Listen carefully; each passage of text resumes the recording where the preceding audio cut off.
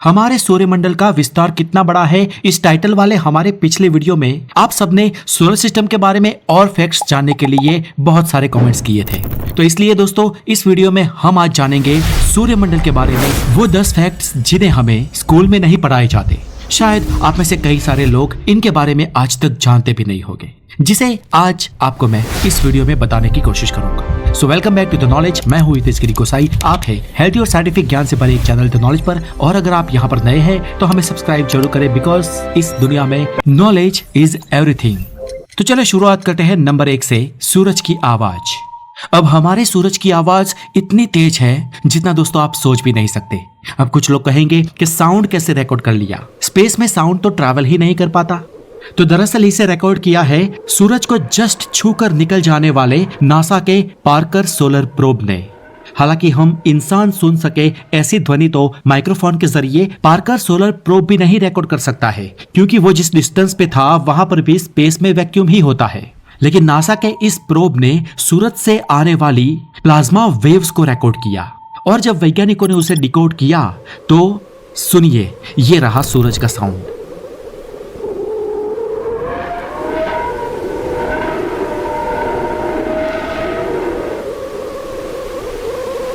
अब दोस्तों यहाँ पर ये साउंड आप अपने स्पीकर के परिप्रेक्ष्य के कंट्रोल में सुन पा रहे हैं, लेकिन एक्चुअली ये 100 डेसिबल साउंड है। और अगर स्पेस में साउंड ट्रैवल कर पाता तो हमें धरती से भी ये वाली साउंड हमेशा 24 घंटे जोर जोर से सुनाई देती। घर से बाहर निकलते ही कान बंद कर देने पड़ते, क्योंकि सूरज से प्रकाश के साथ उतना साउंड भी आता। लेकिन थैंक गॉड, कुदरत ने क्या रचना की है कि स्पेस में लाइट तो गति कर सकती है लेकिन साउंड नहीं।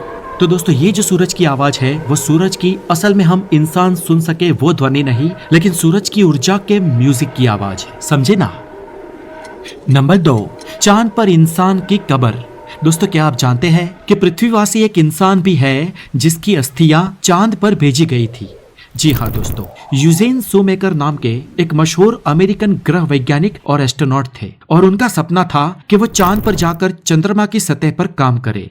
और असल में चंद्रमा पर पहली बार जाने वाले वैज्ञानिकों की नाम की सूची में उनका नाम भी शामिल था, लेकिन एन वक्त पर उनकी तबीयत बिगड़ गई और नासा ने उन्हें अनफिट घोषित कर दिया, और शोमेकर का चांद पर जाने का सपना टूट गया, और जमीन पर रहकर भी उन्हें चंद्रमा का अध्ययन करना पड़ा।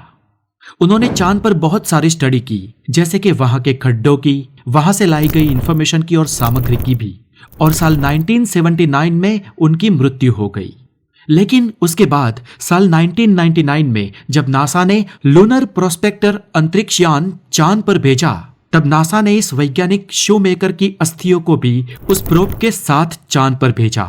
और आज दिन तक के इतिहास में सिर्फ यही एक पृथ्वीवासी है जिनकी अस्थियों का विसर्जन चांद पर किया गया है, और ये सम्मान उन्हें पूरी जिंदगी चांद पर स्टडी करने के दर्ज पर दिया गया है।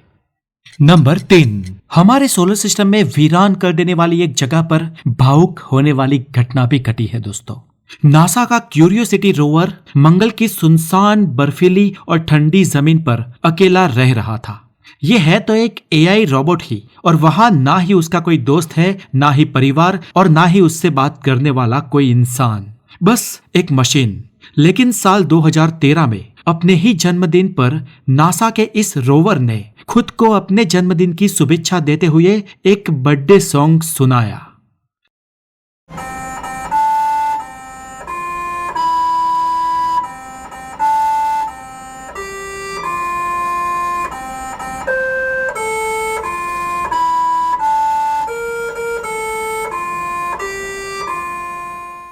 सोचो जरा, लाखों किलोमीटर दूर लाल ग्रह के वीराने में एक मशीन ने गाना गाया, वो भी अपने लिए, अपने जन्मदिन पर। और इस मौके पर वहां मंगल पर उसके साथ तो कोई क्लैप करने वाला नहीं था, लेकिन यह सुनकर नासा की टीम ने पृथ्वी पर बैठे बैठे क्लैपिंग जरूर की थी। क्यूरियोसिटी नाम का ये रोवर आज भी मंगल की धरती पर पिछले 13 सालों से भी ज्यादा समय से एक्टिव है, जीवित है, और वो अब तक 4632 सोल यानी कि 4760 अर्थ डेज पूरे कर चुका है, और ये आज के दिन मंगल के रोवर गेल क्रेटर में मौजूद है। नंबर 4, क्या हम धूमकेतु पी रहे हैं? दोस्तों धरती पर पानी कहां से आया? वैज्ञानिक मानते हैं कि करोड़ों साल पहले जब क्षुद्र ग्रह और धूमकेतु धरती पर आ टकराए, तब उनके पिघलने के साथ उनकी बर्फ धरती के महासागर बन गई। मतलब कि हो सकता है कि आप जो आज पानी पी रहे हैं वो अरबों साल पुराने धूमकेतु हो। और इतना ही नहीं, वैज्ञानिक ये बताते हैं कि भले ही धूमकेतुओं के जरिए पृथ्वी पर पानी अरबों साल पहले आया हो, लेकिन ये धूमकेतु जो इतनी ठंडी में बर्फ से बने थे वो भी हमारे सोलर सिस्टम के नहीं थे। यानी कि वो भी सोलर सिस्टम के बाहर दूर मॉलिक्यूलर क्लाउड्स से आए थे। मतलब कि हम जो ये पानी पी रहे हैं वो ब्रह्मांड की सबसे प्राचीन निशानियों में से एक है। इसीलिए तो इसे जीवनदाता कहते हैं। नंबर 5, प्लूटो का नामकरण। प्लूटो का नाम एक बच्चे ने रखा था। जी हाँ फ्रेंड्स, बात है साल 1930 की, जब खगोलविदों ने अवकाश में एक नए ग्रह को खोज निकाला था और दुनिया सोच में पड़ गई कि दूर दर्राज बसे इस ग्रह का नाम क्या दे। और इसी बीच इंग्लैंड की एक 11 साल की बच्ची वेनेटिया बर्नी ने सुझाव दिया प्लूटो। प्लूटो रोमन पौराणिक कथाओं का एक अंधकार का देवता है और दूर दर्राज ठंडे इलाके में बसे इस रहस्यमय ग्रह का नाम बिल्कुल सटीक बैठता था। और ऐसे उस समय के ग्रह और आज के इस बौने ग्रह का नाम प्लूटो पड़ गया। सोचिए, एक मासूम बच्चे की सोच ने खगोलविदों के इतिहास को एक नई सोच दी। नंबर 6, उल्का, उल्कापिंड और उल्कापात में अंतर। इन शॉर्ट, ये तीनों दरअसल अंतरिक्ष के एक ही पत्थर है, लेकिन उनकी जगह बदलने से उनके नाम बदल जाते हैं। जब ये अंतरिक्ष में तैरते रहते हैं तो वो मीटियोरॉइड कहलाते हैं, यानी कि उल्का। और जब ये पृथ्वी के वायुमंडल में घुसते हैं और जब जल उठते हैं तो वो मीटियोर कहलाते हैं, यानी कि उल्कापात, जिसे हम टूटता हुआ तारा भी कहते हैं। और जब ये धरती से टकरा जाते हैं तब ये मीटियोरॉइड कहलाते हैं, यानी कि उल्कापिंड।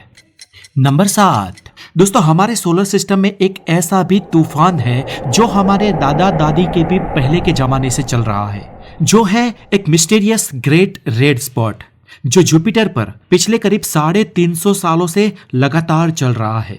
और ये रेड स्पॉट इतना बड़ा तूफान है जिसके अंदर हमारी पृथ्वी पूरी समझ आएगी। जी हाँ, ये पृथ्वी से भी बड़ा तूफान है। और इस तूफान में हवाएं करीब 450 किलोमीटर पर आवर की रफ्तार से तबाही मचा रही है। हालांकि ये तूफान इतने लंबे समय से गुरु ग्रह पर चल रहा है क्योंकि वहां पर सरफेस नहीं है, पर यह हमेशा के लिए नहीं रहेगा। हालांकि इस तूफान को इतना बल कैसे मिला या मिलता है और ये कैसे पैदा हुआ, इसके बारे में नासा के वैज्ञानिक आज भी खोज कर रहे हैं। लेकिन वैज्ञानिकों को ये जरूर पता लगा है कि ये धीरे धीरे छोटा होता जा रहा है। मतलब ये 100-125 साल पहले इससे भी ज्यादा बड़ा था, लेकिन इसकी हवा की स्पीड बढ़ती जा रही है और इस बवंडर की गहराई या उसका सेंटर पॉइंट है करीब 500 किलोमीटर भीतर। नंबर 8, दोस्तों, हम फिल्में, डॉक्यूमेंट्री या यूट्यूब पे कहीं पर भी जब हम हमारे सोलर सिस्टम को देखते हैं तो उसे ऐसे रोटेट करता हुआ दिखाते हैं, जहां पर मानो एक डिश की तरह सभी ग्रह एक सीधी लाइन में सूरज के चक्कर लगाते हो। लेकिन फ्रेंड्स, असल में सोलर सिस्टम में सभी ग्रह सूरज का चक्कर कुछ इस तरीके से लगाते हैं, जहां पर सूरज खुद एक जगह पर स्थिर नहीं है, लेकिन वो भी परिक्रमा कर रहा है। किसकी? तो हमारे मिल्की वे की, उसके सेंटर की। और सूरज और पूरे सोलर सिस्टम को गैलेक्सी का एक चक्कर पूरा करने में करीब 25 करोड़ साल लगते हैं। Number 9, planet x. दोस्तों, हमारे सोलर सिस्टम में एक रहस्यमय प्लेनेट भी है जिसे अभी तक खोजा तो नहीं गया, लेकिन उसने अपनी मौजूदगी जरूर दर्ज कराई है। वैसे तो सन 2006 से पहले प्लूटो भी सोलर सिस्टम का 9वां ग्रह माना जाता था, लेकिन उसके बाद आज सोलर सिस्टम में सिर्फ 8 प्लेनेट है। प्लूटो को ग्रहों के लिस्ट से साल 2006 में बेदखल कर दिया। क्यों कर दिया गया? तो डिस्क्रिप्शन में इसे बयां करने वाला एक पूरे वीडियो का लिंक है, जरूर जाके देखें। लेकिन प्लूटो के अलावा एक बहुत ही बड़ा सोलर सिस्टम में 9वां ग्रह होने की संभावना है जो प्लूटो के भी पार है। और ऐसा वैज्ञानिकों को इसलिए लगता है क्योंकि उन्होंने सोलर सिस्टम में नेपच्यून के पार एक अजीब चीज नोटिस की है, और वो ये है कि सोलर सिस्टम में प्लूटो के पार क्वाइपर बेल्ट में छोटे छोटे बर्फीले पिंड अजीब तरीके से बिहेव कर रहे हैं। वो अजीब दिशा में घूम रहे हैं। उनकी कक्षाएं, ऑर्बिट्स ऐसे झुकी हुई है कि मानो कोई ग्रेविटी उन्हें प्रभावित कर रही है, जैसे कोई बड़ा भारी पिंड वहां पर छुपा हुआ हो। और वैज्ञानिक मानते हैं कि ये ग्रह अगर वहां पर है तो वो पृथ्वी से 5 से 10 गुना बड़ा हो सकता है, और ये हमारी और नेपच्यून की दूरी से भी 20 गुना ज्यादा दूर होगा, और जिसे सूरज का चक्कर पूरा करने में करीब 15,000 साल लगते होंगे। अब दोस्तों हम उसे देख क्यों नहीं पाते? तो फ्रेंड्स, जैसे कि मैंने पहले ही बताया, ये पृथ्वी से बहुत ही दूर है, मतलब कि सूरज से भी बहुत ही दूर है। काइपर बेल्ट के भी उस पार अंधेरों में छुपा हुआ, जहां पर सूरज की रोशनी बहुत ही कम पहुंच पाती है, जिससे रोशनी रिफ्लेक्ट होकर यहाँ पर एक बड़े पिंड के रूप में नहीं आ पाती, जिस वजह से शायद वो हमारे किसी ऑब्जर्वेशन में आ भी जाए तो एक छोटे से पिंड की तरह दिखेगा। इसलिए कुइपर बेल्ट के इतने सारे पिंडों में उसे ढूंढना थोड़ा मुश्किल है, लेकिन उसकी ग्रेविटी इतनी प्रभावित है कि उसके होने की मौजूदगी हमें मिल चुकी है, और जिसे हम रियलिटी में ना सही लेकिन सिमुलेशन के माध्यम से पहचान चुके हैं। नंबर 10, सूरज की धड़कन। दोस्तों, नासा और इसरो दोनों के ही वैज्ञानिकों ने सोलर एंड हीलियोस्फेरिक ऑब्जर्वेटरी मिशन के दौरान ये पाया था कि हमारा सूरज हर 160 मिनट के बाद एक हल्का सा धड़कता है। मतलब कि सचमुच ये पाया गया है कि सूरज हर 160 मिनट में हल्का सा फूलता है और फिर सिकुड़ता है, जैसे उसका दिल धड़क रहा हो, और इसे कहते हैं सोलर क्वासिक पीरियोडिक पल्सेशन।